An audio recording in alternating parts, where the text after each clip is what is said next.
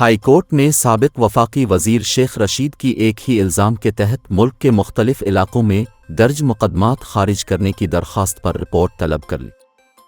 High court के justice Tariq Mohammad Jahangiri ने साबिक वफाकी वजीर शेख रशीद अहमद की एक ही इल्ज़ाम पर थाना अबपारा, मोचको सिंध और लसबीला बलोचिस्तान में दर्ज मुकदमात खारिज करने की दरख्वास्त पर समाअत की।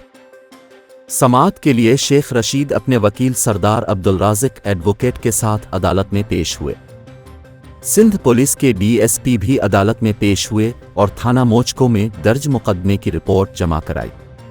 दौरान समाअत अदालत ने इस्तिफसार किया कि क्या ये रिपोर्ट आईजी और एसएसपी की मशावरत से बनी है। अदालत ने सिंध पुलिस की रिपोर्ट शेख रशीद के वकील को फराहम करने की हिदायत करते हुए रिपोर्ट को गैर तसल्ली बख्श करार दे दिया। अदालत ने IG Sindh, prosecutor general Sindh और एसएसपी की माड़ी से तफसीली रिपोर्ट तलब करते हुए समाअत 2 हफ्तों के लिए मुलतवी कर दी।